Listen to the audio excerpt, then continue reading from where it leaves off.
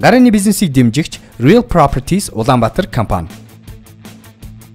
Сайн мэцгэн эрхэм мөндөд үзэгчтэй Бизнес радио 98.9 телевиз мөн стартап Монголын хамтран хийдэг гарааны бизнес нэвтрүүлгийн маань 25 дахь дугаар өнөөдөр эхэлж байна. Тэгээд студид өнөөдөр харамсалтай Нидер од маань энэ ч цуг байхгүй байна. Гэхдээ бид маш их сонирхолтой нэгэн зочныг студид авчирсан байна. Ойдов. Ороймонд. Студид хүрэлцэн ирсэн баярлалаа. Одоо хоёлаа би Ойдвын талаар бас яг аягүй сайн мэдэхгүй. Хид асуултын энэ чи хоёлаасаа ярьж байхдаа гаргаас сууж байна. Гэхдээ манай продюсер Уянга Ойдвын талаар маш сайн мэднэ.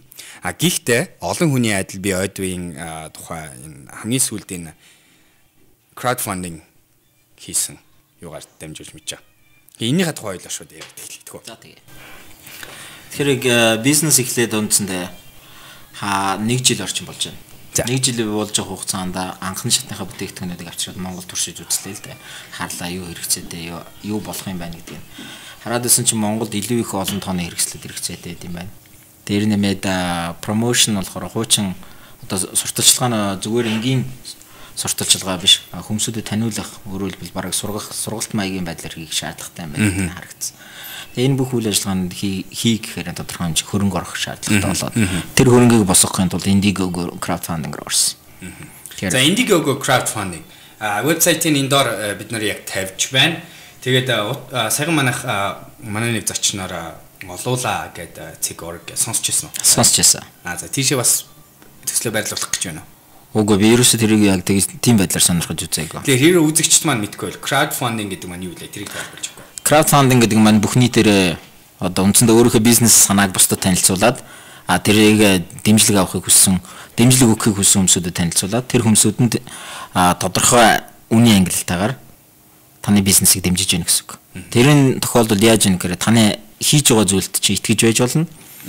Эсвэл өөрөө чинь ярьж байгаа зүйл чинь таалагдсан байж болно. Эсвэл цаашаа ирээдүйн их гой санагдчих болно. Эсвэл зүгээр ерөнхийдөө би энэ залууг дэмжмээр байна гэсэн байдлаар дэмжиж болно. Тэгэхээр яг одоо энэ чи юу вэ? Ойдвын хийсэн эц зориулсан Indiegogo дээр байрлуулсан видеоны хэсгийг одоо явуулж үзүүлье. За ингэ явж байгаа гэсэн үг. Тэгэхээр босч явлаа. Crowdfunding сая зүгээр ойдоо айгу мэрэгжлийн түвшин ярьчлаа. Ерөнхийдөө санаа болохоор ерөөсөө хүмүүсээс тийм үү? Ард иргэдээс мөнгө босгох. Яагаад энэ банк ч юм бусад санхүүжилтийн аргуудаас илүү энэ аргыг сонгох болов? $2,000 хэрэгтэй байсан юм тийм үү? Тэгс $15,000 гэдэг бол яг минимум шүү дээ мэдээж цаашаа явах. Гэхдээ яг хамгийн гол нь хэрэг мөнгө олох нь чухал биш. Яаж тэрийг зарцуулах нь мэдээж илүү чухал байдаг. Стартапууд байвал гарааны бизнесүүд байвал. Тэгэд банк болон бусад одоо уламжлал санхүүгийн байгууллагуудаас юугаар илүү ялгаатай вэ гэхээр нэгдүгээр харьцангуй зовлон багтаагаар тэр мөнгө ч орж ирнэ. Өөрөөр хэлбэл янз бүрийн бичиг баримт бүрдүүлэх шаардлагагүй, барьцаа хөрөнгө гаргах шаардлагагүй. Дээр нэмээд өөрийнхөө бизнес санааг танилцуулаад тэгээд танилцуулсныхаа үндсэн дээр заавал нь тодорхой хэмжээний эрсдлийн хүлээлгэх дээр нөгөө талдаа хүлээлгэх шаардлагагүй болчихж байгаа байхгүй. Өөрийнхөө бизнесийг бол танилцуулж байгаа. Танилцуулж байгаа ингэжийнэ би ингэнэ энэ мөнгө та нарын өгсөн мөнгөөр чинь би ийм хийх бодолтой байгаа гэж байгаа. Тэгээ хэрвээ миний бизнес санаа таалагдах юм бол тэр хүмүүсүүд надад санхүүжилт өгч байгаа байхгүй.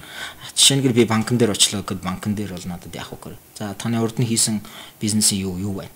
Тэгэхээр чи урд нь хийсэн бизнес гэр чин стартапууд бол боломжгүй шүү дээ угаасаа. Стартап гэдэг чинь анханасаа л эхэлж байгаа юм чинь 0 градусаас л эхэлж байгаа шүү дээ. Тэр тохиолдолд тэрийг үзүүлэх ямар ч түүх байхгүй болчихж байгаа. Нэгт хоёрдугаар нь бол барьцаа хөрөнгө. Би стартап өөрөө барьцаа хөрөнгөгүй бол би тэрийг юугээрээ батлах юм? Тэгэхээр ч л банкн дээр шууд унчиж байгаа. Хоёр дахь хувилбар нь юу гэж болох вэ гэхээр том инвесторууд байж болно тийм үү? Яг нь том инвесторуудад би өөрийнхөө бизнес санааг танилцуулаад ингэ явж болно. Гэтэл том инвесторууд чинь тодорхой хэмжээ хувьд ч оролцъё гэдэг ч юм хувийг ч авъя гэдэг ч юм. Эсвэл яг би чамайг 5 жил дэмжиж оронд нь чи компани ч үүсгэх юм бол компани чи 50% авъя гэдэг ч юм. Тийм нөхцөл үүснэ. Надад бол энэ хоёр эрсдэл нь байхгүй болчихж байгаа стартап дээр гарч ирэх. Биш crowdfunding руу ороод ирэхээр. Тэрүүгээр хамгийн энгийн нэг зүйлс байгаа. Давуу тал нь харагдсан. Бас crowdfunding-ийн хүмүүсүүд их ярьдیں۔ Надад ч мөнгө гуйж байгаа байдал юм биш шүү гэж. Яг нэг талаасаа тэгж хэлж болно. Техник талаас харах юм бол үндсэндээ би энэ шүү надад ийм юмнууд байна. Надад мөнгө өгөөч л гэсэн үг шүү дээ тийм. Гэхдээ одоо жишээ нь гудамжинд мөнгө гуйж байгаа би дэлхийн одоо платформ дээр орж ирээд би бизнесээ танилцуулж байгаа огт өөр ялгаатай. Гудамжинд мөнгө гуйж байгаа хүн бол би өнөөдөр амьдрахын тулд надад мөнгө хэрэгтэй байна. Энэ дээр бол ирээдүйн асуудал огт яригдахгүй байгаа. Crowdfunding дээр бизнесийн санааг танилцуулаад нээлттэй байдлаар би хэдэн төгрөг хэрэгтэй байна. Энийхээ төлөө би юу хийх гэдэг байгааг яаж ингэж би ирээдүг харж ирж байгаа байхгүй.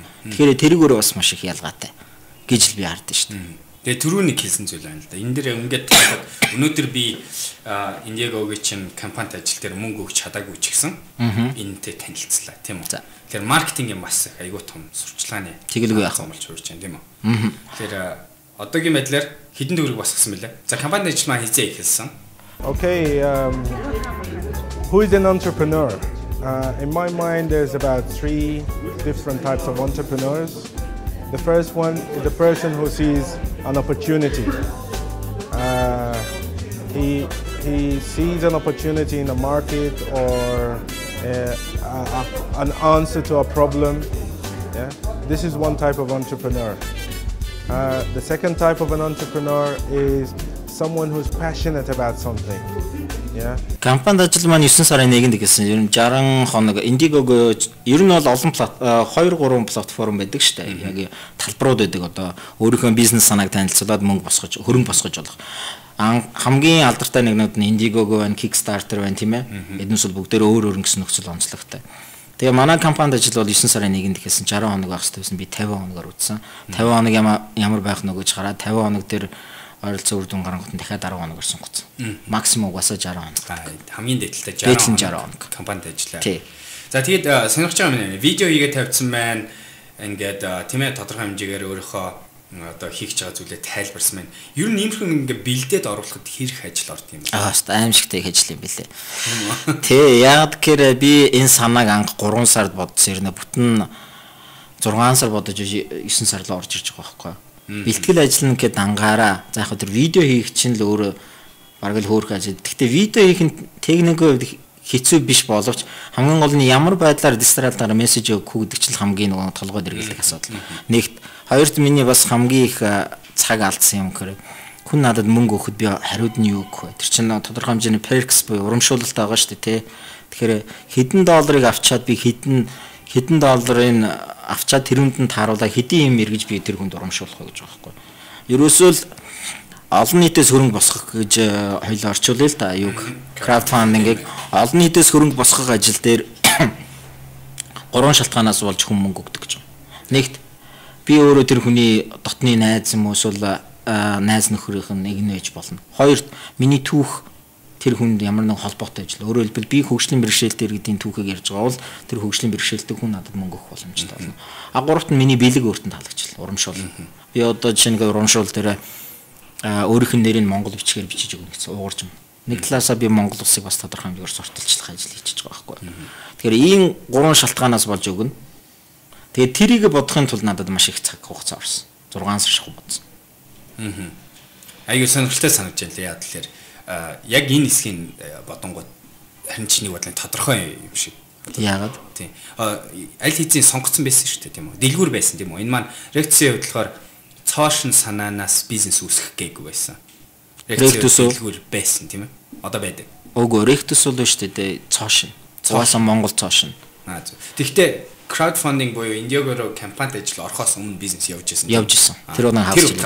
За. Тэгэхээр нэг бизнес байсан. Өг бизнес дээр үндэслээд дахиж мөнгө босгох гэж оролж байгаа гэсэн үг шүү дээ. Тэгэхээр би болохоор нэг бизнес ч байсан, тодорхой хэмжээний хэрэглэгчтэй, бараа бүтээгдэхүүнээ мэдж байгаа юм болохоор тэрийг бэлдээд буцааж оруулах нь харин амархан байсан байл уу гэж бодож байсан. Яг зөв. Тэр миний хувьд давуу тал гэж харсан. Яг гэвэл стратегийн хувьд цоошин өөрөө юу ч хийгээгүй, өөрөө ямар нэг хэмжээгээр хөрөнгө оруулалт хийгээгүй бежиж бусдыг надад мөнгө өгөөч гэж шаардах бол ямар ч утгагүй байхгүй.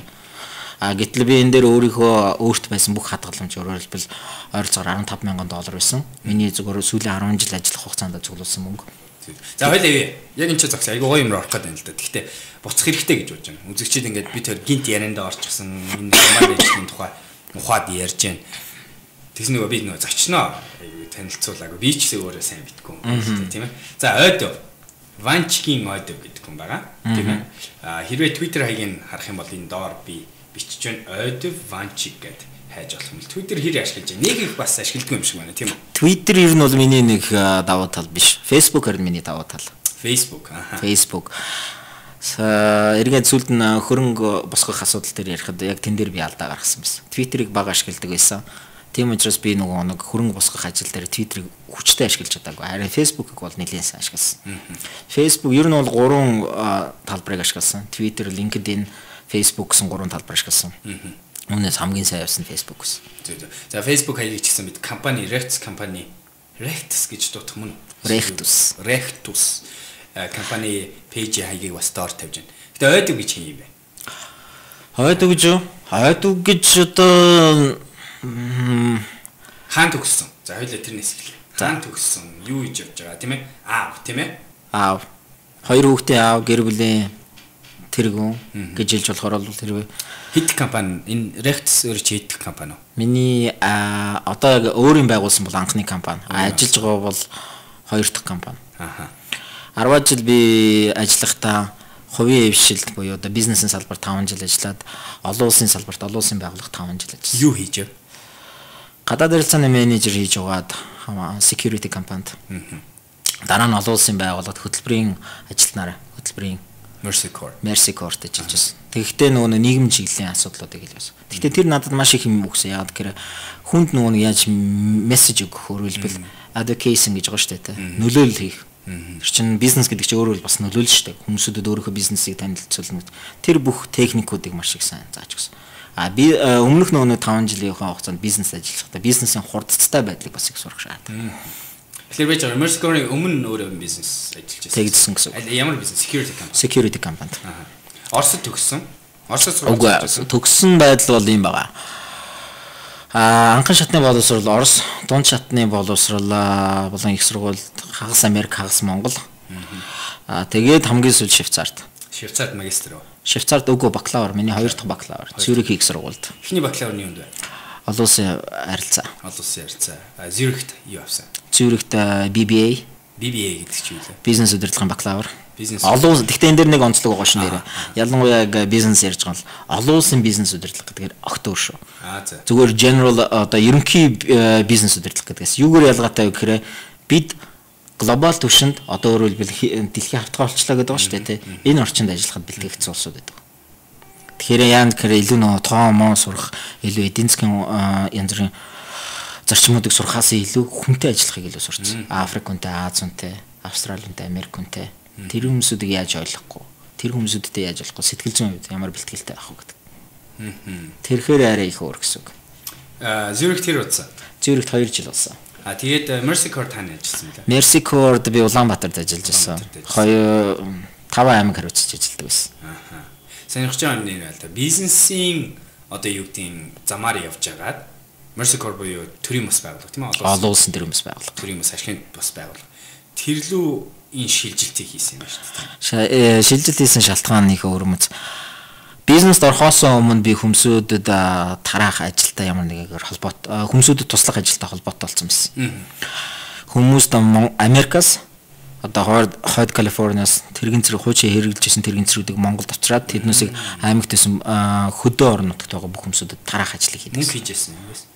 Мөнгө хийж байгаа. Ашигын бус. Ямар ч ашиг байхгүй. Ямар ч ашиг байхгүй. Ихэнх тохиолдолд бараг л яг л алдагдал зеро баланс хоёрын л. Өөрөө мөнгө гарган заримдаа. Үгүй яг уу тэгэл зарим тохиолдолд мэдээч анхан одоо контейнер ороод ирэхэд контейнераа гайлаас авах энэ төр мэдээч өөрөөсөө мөнгө гаргана тийм ээ.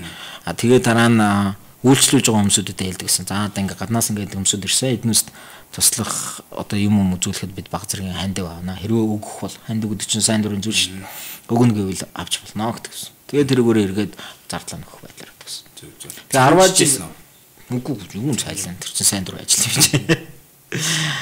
Тэр юу шүү дээ 10 жил сайн дур ажил юм гэдэг чинь тэгээд юмцэндээ цалин ямар ч нэхэх хүсэлч болчихж байгаа. Гэхдээ тэр нь цалингийн оронд маш их олон зүйл авсан л да. Цалингийн оронд юу авсан гэхээр бүх аймагуудаар явж байгаа. Одоо зүүн аймагуд руу би одоо явж үзээгүй аймаг бол Монголд байхгүй. Бүх аймагуудаар явж үзсэн. Заримдаа бүр хилийн застав эднээсээр очиж настай өндөр настай хүмүүсд тэрэгэн цэрийн тэр өгж хахад хүмүүсд тэрэгэн цэр гэсэн хугтхан угаасаа тархинд байхгүй хүмүүсд бас их таарч байгаа байхгүй. Хот ерөөсөн амьдралд очиж үзээгүй 50 эд насалчихсан хүмүүсд тэрэгэн цэрийн тэр өгж байгаа байхгүй. Тэгээд тэрэгэн цэр яаж ашиглах, яаж төрдөг, бартаатай зам дээр яаж явстай бүгдийг үзүүлж байгаа. Ингээ явсаар гоо тэр баах явцтаан бас Монгол улсад тодорхой хэмжээний огт байдгүй нэг мэрэгжил байд юм байна гэдгийг олж мэдсэн. За. Тэр нь болохоор хөдөлмөр засалж. Хөдөлмөр Засалж. Англиар бол occupational therapist. За. Германаар болохоор ergotherapy гэж. Тэгэхээр энэ мэрэгжил Монголд байхгүй мэн гэдгийг харсан. Тэгэхээр энэ мэрэгжлийг бас босгох, бий болгох ажлыг бас үндсэндээ өнөө хүртэл бас хийгээ явж байна гэсэн үг. Одоо багш гэж мэрэгжил Монгол байна шүү дээ, тийм. Ажлын одоо байрны тодорхой цалингийн систем тайлбарлаач тэгээ хөдөлмөр засалч гэдэг мэрэгжил маань юм байна. Би зохиолч байлаа, явж байлаа, унлаа, гараа хугалчлаа. Баруун гар маань хугарчлаа. Эмнэлэг твтлээ мэдээж хаалгаа ирэх шаардлагатай бослоо. Тэгэхэд тэр хугацаанд би 2-3 жил гараа ингээд шохоо мохонд байсан шүү дээ, тий. Тэр хугацаанд чинь гар маань бүрэн ажиллагаа алдагчиж байгаа байхгүй. Тэгтэл би зөвхөн баруун гараараа бичдэг. За би эргээд зохиолоо бичгийн тулд амаараа биш зүүн гараараа бичиж сурах хэрэгтэй шүү дээ, тий. Энэ чадварыг суулгаж өгдөг хүн байхгүй Монголд.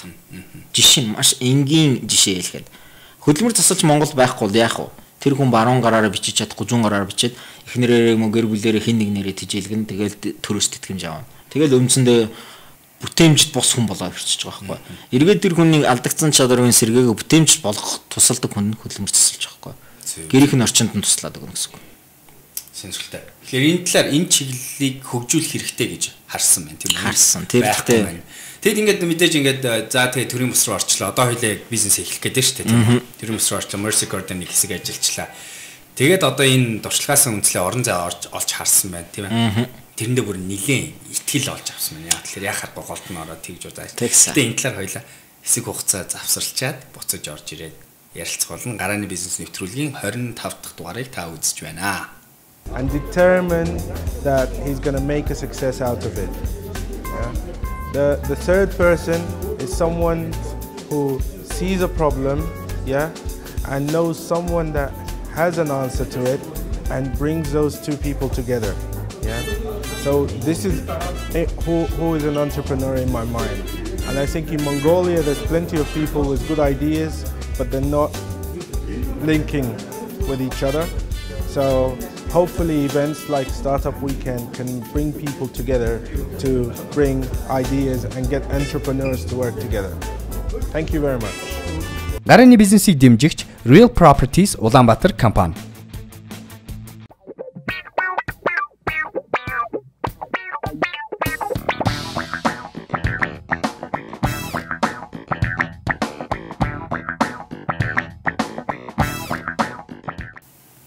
За нэг тасалчих уу? Yep. Yeah, good. Good. Good. За баахан сайн дурын ажил хийлээ. За, цалингүй байлаа, ашиггүй байлаа. Mercy Cord байж гараад Mercy Cord ажилтдаа бол цалинтай тэр үл асуудал. Ер нь тэр үл миний нэг параллел байдлаар явсан байхгүй. Бизнесийн компанид одоо компанид хамгаалтын компанид ажиллаж байхдаа тэр ажлыг хийж л байсан. Амралтаа аваад хийж байсан. Mercy Cord ажиллаж байхдаа бас л хийж байсан. Юунд бизнесийн компанид юу? Бизнес компанид гадаад харилцааны менежер хийж байсан. Тэгээд зарим тохиолдолд удирдлагын тодорхой төвшин шийдвэр гаргахад оролцсон. Бизнесийн концепт шинэ санаанууд гаргана. Зүгээр бизнес компанид ажиллаж байхдаа миний их баярлж байсан юм. Монголд Lumar гэж брэнд харагдаж байна. Lumar. Window film гэдэг одоо машины цонх, байшин барилгын цонхон дээр хайснаадаг штэ тий. Энэ бизнесийг анх манай захирал санаачлагаа тэрийг босгоход нь би бас оролцож байсан. Одоо цэвэр цоошин брэнд үүсгэх ажлыг хийжсэн гэсэн үг байна. Тэгэхээр бизнес өөрөө надад бас их сонирхолтой санагдсан. Та түрүү асуусан. Яагаад би бизнесээс төрийн бас байгуул руу шилжсэн бэ гэх. Юу яасан? Нэг компанид ингээ ажиллаад байхад яг юу вэ? Тодорхой хэмжээний чадвар дутагдаж эхэлж байгаа гэдэг нь харагдсан. Надад илүү юм байж одоо илүү юм сурмаар санагдсан. Тэгээд тэрийг хаанаас сурах вэ гэхээр ижил Монгол компанид орох юм бол ерөнхийдөө компаниас нэг компанийн соёл нь бол ойролцоо шүү дээ. Тухайн бүс нутагтаа ажиллаж байгаа. Тийм учраас өөр соёлтой байгууллагад орохыг хүссэн. Тэрний нэг онцлог нь олон улсын тогтчихсон өөрийн гэсэн соёлтой бүтэцтэй системтэй тийм байгууллагад орох юм байсан. Хоёр дахь шалтгаан гэх юм бол би нөгөө түрүүний хэлээд байдаг төрийн бас байгууллага баахан хийгээл байдаг. Гэхдээ нөгөө яг техник мэдлэг нь байхгүй. Зүгээр нэг сайхан нөгөө шалтан сайхан сэтгэл яваад байдаг. Тэрийг чинь сайхан болгох нь төрийн бас байгууллагч юу гэдэг, ямар бүтэцтэй гэдэг, яаж өгөх ёстой юм. санхүү манхүүгөл бусад бүх юмнуудыг техник төр мэдлэг нь олж авахын тулд орсон. Mercy Corps. Mercy Corps орсон. Mercy Corps Portland-аас гаралтай шүү дээ. Миний source. Миний амьдарч байсан газар. Хоёр төвтэй. Нэг нь Эдинбургт. Нөгөөх нь Portland. Европын төв нь Эдинбургт. Тэгэхээр одоо би за ингээд туршлага үлээж их сонирхолтой байна л да. Ихэнх хүмүүс бизнест байж байна. За энэ чи би хөгжихгүй байна гэж олон хүн ярьдаг. Байгууллага байгаад байвал би хөгжихгүй байна. Өөрийгөө ингээд гацаагаад байна гэж ярьдаг. Тэгэн гутаа гэхдээ эрсдэл аваад хөдөлсөн байна. Тийм үү? Comfortable байсан шүү дээ тухайн үед security компанид байж байгаа. Ер нь бол намайг хална гэсэн тохиож байгаагүй би ажилласаа гарна ч гэж бодоо. Яг хөө тэгтэл бас нэг залуу хүний амбиц шүү дээ тийм ээ. Би юу хийж чадах вэ? Надад ямар боломж байна гэдгийг бодж угаал ерөнхийдөө шүү. Амбиц гэхдээ хаасаагүй байдаг юм аа. Хамгийн гол нь тэр амбицэн дээр өнөөдөр эрсдэл аваад шийдвэрээ гаргаад компани хаяад тийм ээ. Ашигын бус бизнес руу ороод ингэж явна гэдэг. Тийм. Гэхдээ ер нь дотор маш их тооцоотой байдаг шүү дээ. Маш тооцсон шүү дээ. Би ийшээ ороод юу хожих вэ? Яг мөнгө цалин гэдгээс гадна бусад юм зүйл юу хожиж чадах уу гэдгийг бодож байгаа байхгүй. Зөө. За, Mercy Corps хэдэн жил ажиллаа? 5 жил. 4 жил ажилласан. 4 жил. Хадгаламжийг энд байхдаа үүсгэсэн үү? Хадгаламжийг өөр компанид байхдаа үүсгэсэн. Компанид байхдаа үүсгэсэн. Хэдэн төгрөгийн цалинтай байсан? Анх эхлээд 75,000 төгрөг. 75,000 төгрөг. Дараа нь 150, дараа нь 250, 300, 400 гал явж гисэн. Тэгээд хэдэн жил ажиллаж ийж? 5 жил. 5 жил ажиллахад хэдэн төгрөг хадгалсан гинэ? 5 жил ажиллахдаа би нэг юу лээ. Тэр чинь би 2007 онд компаниас гарсан гэд намарч байсан нэг 2-3 сая төгрөг бол байсан. За энэ мөнгө байгаа. Mercy Corps-тай ажиллаа. Mercy Corps-д ажилласан. Цалин мэдээч арай илүү өндөр байсан. Хадгаламжийг үүсгэж чадсан баг тийм үү? Чадсан. Одоо энэ ч би хаашаа яваад байгаа ойлгож байгаа тийм. Рекцийн нөгөө эхлүүлсэн мөнгийг хаанаас олов гэдгийг ялж. Хадгаламж үүсгээ тууштай явсан ба шүү дээ тийм. Тийм, тэн дээр бас өшөө нэмэгдэх юмнууд гарч ирж шүү дээ. За. Тэрийг нь би сонсох гээд. Одоо тэр мөнгө хаанаас гарч ирв? Мөнгө бол юу яасан? За мэдээж 10 жил ингээ хөрөнгө босголоо тийм үү? Босоод ингээ явж чадлаа нэг 4-5 сая. Их хадгалж чадахгүй шүү дээ. Нэр бүлтэй хүүхүүдтэй тэгээл мэдээж инфляц их өндөртэй байгаа тохиолдолд их хадгалж чадахгүй. Тэгээ ингээ явжсэн чинь Швейцарт очиод сурж явах хугацаанд надад тэтгэлэг өгж байгаа шүү дээ. Би тэтгэлэг тэнцээ сурсан. Тэтгэлэгээ өгснөхийн 50% нь аваад 50% нь хадгалаад явжсэн гэсэн үг. Үндсэндээ тэтгэлгийнхээ 70% нь л яаж яана гэсэн үг. Тэгэхээр заавал Mercy Corps гараад тэтгэлэг аваад Швейцарт явсан юм. Тэгсэн. За. Тэгээд Mercy Corps сурж байхдаа биш ажиллаж байхдаа тэтгэлэг тэнцээд тэгтээ тэгэл шууд гараал үндсэндээ Швейцар руу явж байгаа. Тэтгэлэг көөцөлтөд явах үед хэдэн настай байсан? Их сонирхолтой түүхээ. Би Fulbright-ийн тэтгэл биш байж байгаа. Монгол ер нь хамгийн том тэтгэлгүүдийн Fulbright, Chevening 2 шүү дээ тий. Fulbright-д 2-ууд хамгийн эцсийн шат хүртэл тэнцэж ирсэн. Chevening нэг удаа нэлийн ойрхон тэнцэж ирсэн. Ерөөсөө би бодоод байхад төгснөөс хойш л ер нь тэтгэлэг хөөцөлдөж байсан. 10 жил хөөцөлдөж ижид дөнгөж нэг Швейцарын Цюрихийг сургууль тэнцсэн.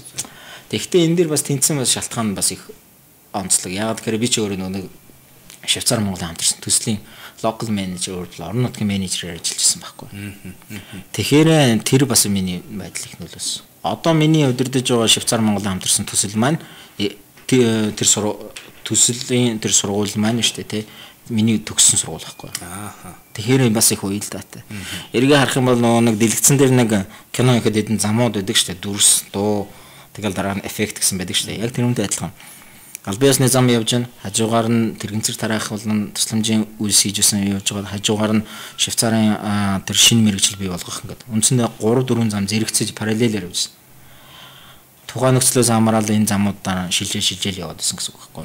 Эцэстээ бүгдээрээ давхцаад ректусыг бий болгох, үнцгийг бий болгосон гэсэн үг. Тэгэхээр ректус бол зүгээр нэг өдрөө өглөөс ирж байгаад таазар орж за энийг болгочих гэсэн биш. Олон зам давхцсан, огтлолцсон. Олон зам давхцж байхдаа энэ компани болно гэдгийг бодож ирсэн үү? Компани болно гэдгийг маш ихнээс бодож ихсэн. Тэр удаан бодсон. 2007 оноос. Тэгээд Rectus чинь хизээ компани боллоо 2013 онд. 13 он. Тэгэхээр 6 жил толгойд байж байгаа. 6 жил. За, одоо нэг entrepreneur чиглэл рүү хандах гэдэг. За, Швейцар сургууль сурчлаа, Peace Corps-д ажиллачлаа. Ер нь бол хэрвээ Peace Corps руу дахиад явах юм уу? Mercy Corps, sorry. Уучлаарай. Mercy Corps руу буцаа явах юм уу? Эсвэл ижил төрлийн юм олон улсын байгууллагад ороход бол асуудалгүй шүү дээ одоо. Яагаад эрсдлихтэй. Эхнэр чинь байгаа, хүүхэд чинь байгаа. Алуу энэ тэгээд нэг жоохон мөнгө хадгалсан. Тийм ээ? Тэгээ хэлж байгаа шүү. Яа өөрөө бизнес хийх гээд байгаа юм байна. Олон улстай ажиллая гэж одоо хэлхэл байлгүй одоо. Шалтгаан их өөр мэт. Яг нь миний хувийн өөрийн эрсдэл бол мэдээж ойлгомжтой их өндөр. Угаасаа миний Швейцар явах шалтгаан ч гэсэн бас их өндөр эрсдэлтэй байсан. Бодоод үзэлтэй. Би гэрийнхээ бүх юмнуудыг зарцсан. Хизээ. Швейцар явдгийнхаа өмнө. За. Гэрийнхээ бүх юмнуудыг явуулсан. Бүх найз нартаа би явлаа гэж хэлчихсэн. Үдэлтийнхээ партиг хийчихсэн. Виз гараагүй л гэдэг. Онгоцныхоо билетийг авцсан. Онгоцны билетээ авцсан байхад виз гараагүйсэн. Онгоц нисхээс 2 өдрийн өмнө виз ирлээ гэсэн. Яагаад шалтгаан гэсэн зөвхөн намайг явуул манай гэр бүлийг явуулахгүй гэсэн байхгүй. Тэгэхээр нь би үгүй би гэр бүлгүйгээр бол би Швейцар руу явахгүй гэсэн. Тэгээд мэдээж би одоо бүхэл бүтэн Швейцар улсын эсрэг тэгж сөрөх хэм бэ. Тэгээд надад виз өгөхгүй байх эрсдэл бол өндөр байсан. Гэхдээ би бүхнийг покероор бол үндсэндээ all in хийсэн гэсэн байхгүй. Тэгээ 2 өдрийн өмнө виз ирсэн. Тэгээд 2 өдрийн дараа ниссэн. Гэр бүлтэйгээ. Бөөнөрөө виз авсан. Тэ одоо үндсэндээ ихнэрээ охинтойгоо хамт авал. Тэгээ явсан. Тэгэхээр эрсдэл бол миний хувьд бол мэдээч өндөр байсан. Швейцараас ирлээ бас эрсдэл өндөр байсан. Ажил байхгүй. 2 жил угаасаа Монголын бүх холбооноос тасдсан байсан. Тэгээл Okay, who is an entrepreneur? In my mind there's about 3 different types of entrepreneurs. The first one is the person who sees an opportunity. He sees an opportunity in the market or an answer to a problem. Yeah? This is one type of entrepreneur. The second type of an entrepreneur is someone who's passionate about something. Yeah? Гарааны бизнесийг дэмжигч Real Properties Улаанбаатар компани.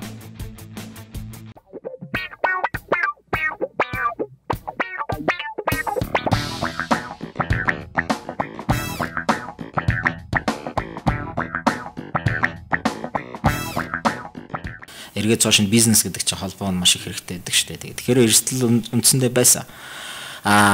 Үүнээс гадна гэхдээ илүү их надад их одоо юу гэмдэ энэ бизнесийг эхлүүлэх тийм хүслийг юм уу одоо хүслийг төрүүлсэн зүйл юу гэхээр Монголд угаасаа энийг хөгжүүлэхгүй болохгүй юм байна гэж зарсан. За энгийн зүгээр одоо цэвэр логик талаас харах юм бол шүү дээ. Монгол хөгжлийн бэрхшээлт иргэдийн огцон мөсөж байна. Барилга осол аваар. Дээр нэмээд тоо. Яг албан ёсны тоо нь бол 120 мянга. Гэхдээ тэрнээс илүү их байгаа. Яагаад гэхээр тэн дээр чин юунд орсон хүмүүсүүдийг огт тооцохгүй байгаа байхгүй юу?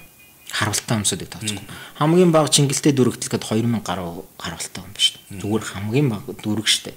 Дээр нэмээд өндөр настангууд.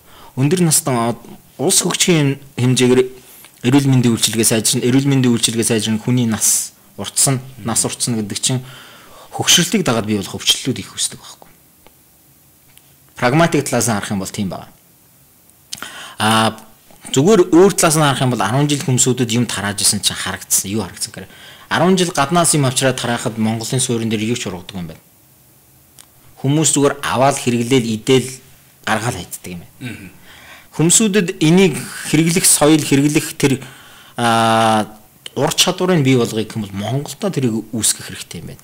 Яг тэгэхээр донорт бид тэрэгцэр өгөөч гэж байгаа боловч ягаано шаруу өндрөө намхнуу тэм тэрэгцэр гэж бид ерөөсөө захиж чадахгүй байгаа байхгүй юу? Яг энэ үед одоо энэ процесс ингээ явагдаад бизнес ингэж яагаад боломжийг ингээ тайлбарлаад өшөө ингээ нэмэлт үнцийг үүсгэж болох юм байна. Зөвхөн барааг нь авчаа хайчих биш юм байна. Явж байгаа мөнгө харж эхэлж байсан уу? Санхүүгийн бүтцийг тарааж явахдаа юу? Тарааж явахдаа шүү. Одоо ингээ Швейцараас ирээд нэг бизнес байгуулах гэж штэ. Тэгээ мэдээж ингээ төлөлгөө гарч байгаа нөө. Тэгж байгаа толгойн дээр гэлдэж байгаа. Энэ үед мөнгө одоо яаж бодож яв? Мөнгө бодож байсан. Тэгэл яг нэг анх гарааны бизнес тийм гаргадаг эхлээл их мэдээж гэгээлгэр удаа штэ. 5 юм авчир чин 4-ийн зар чин нэг нь үлдлээ энэ төр гэж бодож. Тэр яхахгүй энэ үед бол ашиг харагдаж байсан. Энэ би энийг л яасан болох юм тийм аа. 120 хүн байсан нөгөө сая хэллээ штэ. Тэгэлгүй яах вэ? Хүн хийхгүй бол би хийхгүй бол хэнийг нь хийнэ гэдэг аргументыг өөртөө гаргасан байна тийм үү. Тэгээд ингээ хийнэ гэсэн. Тэгээд энэ үед би зүгээр үзэгчдийг юуг ойлгосоо гэхэлэр зүгээр нэг юм нэг энэ үед хүн чанарын асуудал бас байгаагүй. Биш. Бизнесийн шийдвэр байсан тийм ээ. Энийг бол уже бүр юунд Мерсикор төрийн бас байгууллагуудыг чадахжуулж явахдаа бүр харсан. Юу гэхээр амар гой сэтгэлтэй байж болно, амар гой багтай байж болно. Эцсийн үр дүн төрийн бас байгууллагыг бас ажилуулдаг нэг юм санхүүгийн урсгал. Санхүүгийн урсгал байхгүй бол тэгэл хичнээн сайхан сэтгэлээр хол явахгүй гэдэг нь бас харагдаж байгаа. Бизнестэй дээр бол бүр илүү хатуу тоглоом гэдэг нь бол хэн ч гэсэн мэдж байгаа шүү дээ, тийм ээ. Тийм учраас анх компани байгуулж эхлэхдээ л угаасаа бодсон. Мэдээж би эрсдэл гаргаад ингээ явна. Гэхдээ би эцсийн үр дүнд ашигтай байхын тулд л би ажиллаж байгаа. Монголчуудаа мэдээж туслаад. Тийм учраас би өөрийнхөө компаниг яг цэвэр компани гэдэг байхгүй. Social enterprise гэж нэрлэдэг байхгүй. Нийгэмдээ. Social тий нийгэм дээлтэй бизнес. Яг тэгэхээр би нийгмийн асуудлыг бизнесийн аргаар шийдэх гэж байгаа л тэр гарааны бизнесүүдийн нэг нь болчихж байгаа. Тэгээ судалгаагаар харахад хэрвээ та нийгмийн асуудлыг үнэхээр шийдэж чадчихвэл bottom line буюу ашигт чинь хамаагүй илүү нөлөөтэй байдаг нь нотлогдсон байгаа. Урт хугацааны тогтвортой байдаг байгаа тийм ээ. Өөрөө үнэт зүйл авчирахгүй хүмүүсүүдэд үнэтэй зүйл өгч чадахгүй бол тэр бизнес удаан хугацаанд явж чадахгүй гэдэг нь одоо ямар ч бизнесийн сургуульд заадаг, ямар ч том бизнесүүд хэлдэг зүйл. Тэгэхээр минийх угаасаа надад тогтцсон 10 жилийн туршлага байсан, хүсэл байсан. Тэгэхээр энэ хоёр огтлцоход л хангалттай болчихж байгаа. За, гялс хоёлаа. Fast forward тийм ээ. 94 ирлээ. $15,000 юу байсан? Хийсэн бай. Эхлээд. Хийсэн бай. $15,000 Монголд байхгүй, огт байдгүй тийм хэрэгслүүдийг авчирсан. Хэдэн төгрөгөөр нь хэрэгслүүд авчирсан? За бараг л 10-аар нь шахав да. 10-аар нь шахав хэрэгсэн. Тэр нь биш 10-аар нь биш. За хоёул бүр бод 7-оор нь авчирсан. 7-оор нь авчин. 3 нь болохоор 3 нь одоо үндсэндээ би жилийн үгүй. 7 гэдэгт нь бүх юм орж иж, тээвэрлэл бүх юм нь орж иж байгаа. 3-т нь үндсэндээ одоо би чинь дэлгүүр ажиллаж байгаа түрээсний байж байгаа. Түрээсээ төлөх зардлаа тооцож штэ тийм үү. Цаана 5 үлдэж байгаа тийм үү. 5-аар нь ерөнхийдөө маркетинг хийж байгаа. Маркетинг. Яагаад гэхээр энэ дэр стартапууд дээр бол ялангуяа маркетинг хийхгүй л үнэхээр амьдрал байхгүй штэ. Нэгдүгээр цоошин концепт, цоошин санаа оруулж ирж байгаа. Цоошин санааг чинь зүгээр халбаг гэд хүн зарахад бол халбагыг хүн болгон төсөөлдөг. Гэтэл миний авчирдаг одоо жишээ нь сунагч гар гэдэг шиг зүйлийг авчирхаар хүн төсөөлөхгүй байхгүй. Тэр юу вэ гэж. Тэгэхээр тэр хүнд тайлбарлан, таниулах видео хийн, бичлэг хийн, юунууд янз бүрийн нэг сургалтын материалууд бэлдэн бүх юмнууд орно. Тэгэл хажуугаар нь мэдээж аль болохоор юу яа. Түгээхийг бодно. Тийм учраас бид түрүү нөгөө Facebook гэдсэн шүү дээ. Facebook-д би оролцоогоор Facebook-ийн нөгөө boost up гэдэг шүү дээ, тий. Тэрүүн дээр би баг $1,000 зарсан. $1,000 зарсан. Өрөөгөөч хэр байсан? Өрөөгөөч маш олон хүмүүсүүд Facebook-оор харлаа гэж надад эргэж хардаг. Та манайхыг хаанаас сонсон мэгэр би Facebook-оор интернетээр харсан гэж хэлдэг. Тэгэхээр тэр өөрөө надад бас өгсөн. Дээр нэмээд нөгөө нэг хиймэл биш лайкуудыг цуглуулах, өөрөөр хэлбэл organic лайкуудыг цуглуулахад надад маш их хэрэгтэй. Тэгээд direct бодсон Facebook дээр орсон Facebook-ийг заримдаа европчууд ойшоодгүй. Тэнгүүд блог үүсгэж байгаа. Блогон дээр үндсэндээ яг Facebook-тэй адилхан хэмжээний материалууд тавьдаг явж байгаа. Илүү ихтэй зэгцтэй Facebook ч өөрөө нэг он цагаараа дараалдаг шүү дээ. Блог дээр болохоор нэг категориор хэрэгслүүдээр нь уучиж байгаа. Маркетинг хэрэгслүүд вебсайт байсан маань, Facebook байсан маань. Хувийн харилцаа 10 жил ажилласан энд Монголд танигдсан байдал. Тэгэл туршлага. За $10,000 бараг $7,000 бараг хэд болгосон? Одоогоор тий. Одоо ер нь ингээ санхүүгийн $15,000 анхны шатны хөрөнгө оруулалт хийсэн. Одоогоор эхлүүлснээс хойш жил орчим болж байна. За жил орчим гэдэг нь 9 сар болсон гэсэн үг. Бүр тодруулж хэлвэл 9 сар л болж байгаа юм. 9 сар л болж байна. За. Орж ирсэн хөрөнгөний хэмжээ 12 сая төгрөг байна. Эргээд эргэлтэн. Аха. Гэтэ мэдээж нэг брейк ивэн бол хүрээгүй байгаа. 9 сар хангалттай. 9 сарын хугацаанд 12 сая гэдэг чинь одоо ойролцоогоор 80% та явж байгаа гэсэн үг тийм үү? Тэгэхээр гайгүй шүү дээ. 2 жил дотор ерөнхийдөө бол гайгүй. Яг тэгэхээр бас их олон юм байна л та. Хамгийн гол нь хинт хэрэгтэй вэ гэдгийг мэдээд хин рүү хандах вэ гэдгийг л маш их сайн бодохыг бодсон. Тэгэхээр хувь хүмүүсүүдэд танилцуулахын зэрэгцэн Монголын нөгөө нэг том байгууллагуудтай харьцах нь илүү чухал байгаа байхгүй. Тэгэхээр яг 12 сая ч баг дийлэнх нь байгууллагуудтай харьцны үр дүн. Жишээ нь Сэргийн засгийн үндэсний төв бол Монголд ганцхан байдаг үндэсний төв. Тэрнтэй ажиллаж байна. Хэд хэдэн хувийн эмнэлгүүдтэй ажиллаж байна. Монгол Улсын эрүүл мэндийн яамтай ажиллаж байна. Эднүүсээр дамжуулж л нөгөө нэг нөлөөллийн одоо нөлөөлөл хийх нөгөө нэг туршлага суурсан гэдэг шүү дээ тий. Тэр чинь эргээд надад энэ дэр хэрэг болж байгаа байхгүй. Тэгэхээр донорын байгууллага. Донор байхгүй. Донор байхгүй. Одоо энэ Indiegogo дээр краудфандинг дээр чинь л үндсэндээ донор болчихж байгаа. Бусад бүх хөрөнгө цэвэр надаас гарч байгаа. Юу бодсон бэ гэхээр эцэг их угаасаа Монголд би том бизнесүүдтэй уулзаад асахгүй стартапыг одоо дэмждэг систем Монголд байна гэсэн баггүй гэсэн. Би хаанаас хөрөнгө өсгөх гэсэн. Эцэг эхээс аав, ах дүү төрөл саднаас аав, эсвэл банкнаас аав. Хоёр их сурвалжтай гэж хэлсэн. За яг энэтэй холбоотой би зүгээр энэ маш их сонирхолтой юм. Би нэвтрүүлэг хийхийн өмнө ярилцлага хийгээ явж байсан. Тэгээ тэрэн дээр би нэг харсан нэг шин судалгаа харсан байсан. Энэ судалгаан дээр юу гэсэн бэ гэсэн чинь дундаж хамгийн амжилттай бизнес Америкаас гарсан судалгаа байна. Хамгийн амжилттай том гарааны бизнесүүдийг харсан чинь дундаж эхлүүлсэн амжилттай бизнесүүдийн үн зардал хэд гэж бодож байна. Эхлэхэд шаардлагатай байсан хөрөнгө. Би нэг төстэй юг Boston Research Group-аас нэг харж ирсэн шиг санагдаад байна. За хэд гэсэн та харж ирсэн? $3,000 гэж бид харж ирсэн. За энэ болохоор ерөнхийдөө бид хоёрын хэлэх гээд байгаа аргумент нь тэнцэж байна л да. Юу гэхээр тийм их мөнгө хэрэггүй байдгийг тийм ээ. Өнөөдөр за энэ миний харж байгаа судалгаанаас харахад 16% нь л өнөөдөр нийт хөрөнгө оруулалт авсан Babson-ы их сургуулиас гарсан судалгаа. Тэгэхэд нийт бизнесийн 82% нь гэрийнхнаасаа, найзынхнаасаа, гэр бүлийнхнээс ах дүү нэрээсээ мөнгө босгосон гэж. 16% нь банк санхүүгээс мөнгө босгосон гэж. Тэрэн дотроо мөн ихэнх entrepreneur 2012 оноос хойш ингээ харахад судалгаанаас харахад $15,000 л хэрэгтэй байсан гэж. And determined that he's going to make a success out of it. Yeah? The third person is someone who sees a problem, and knows someone that has an answer to it and brings those two people together. Yeah? So this is who is an entrepreneur in my mind. And I think in Mongolia there's plenty of people with good ideas, but they're not linking with each other.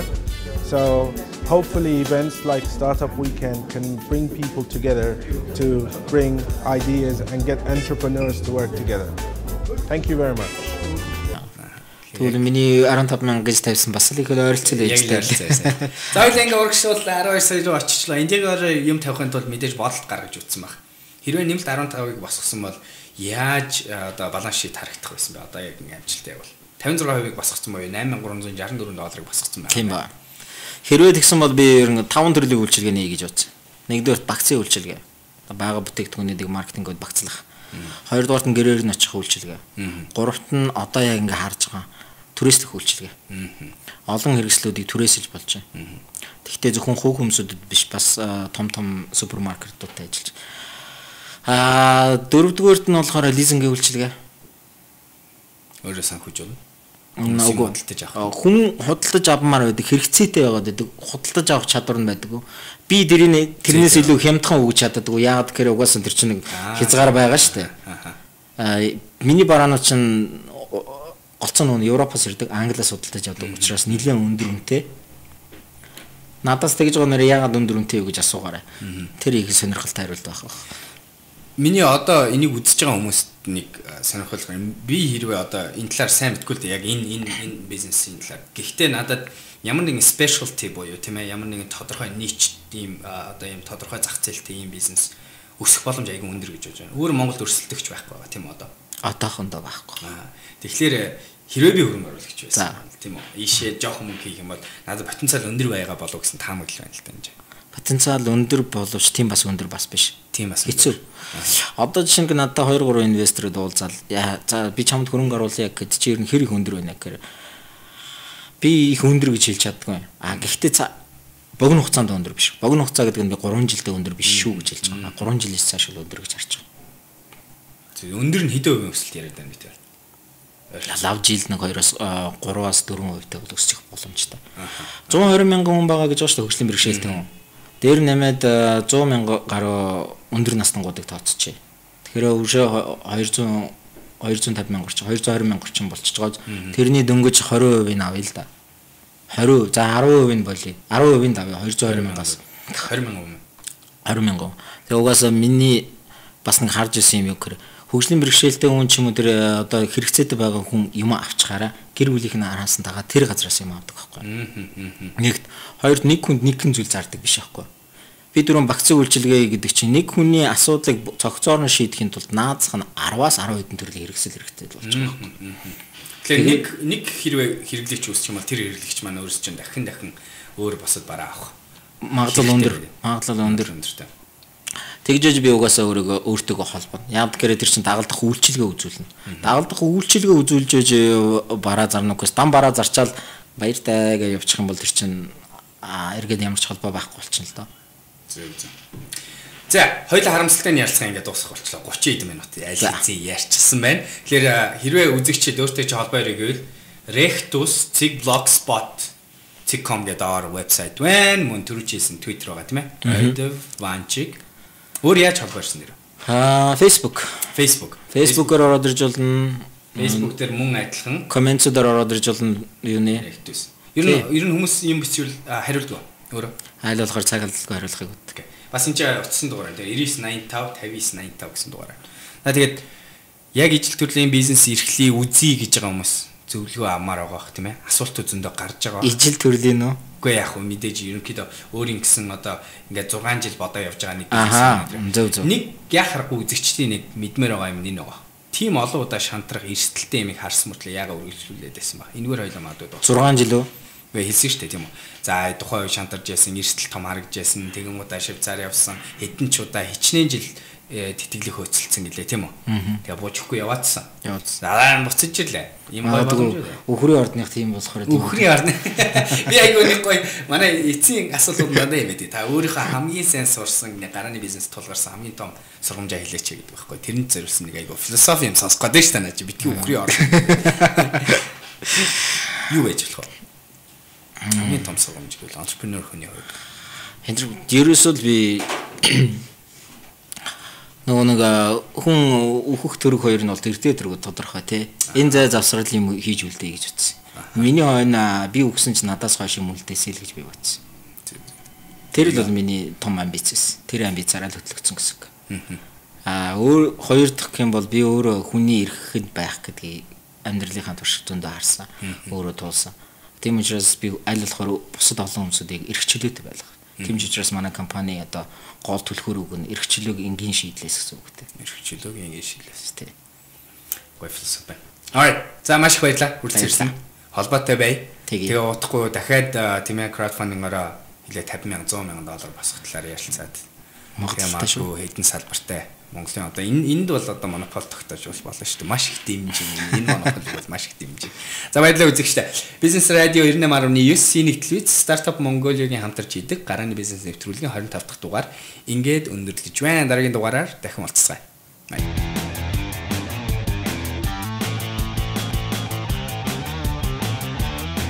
Гарааны бизнесийг дэмжигч Real Properties Улаанбаатар компани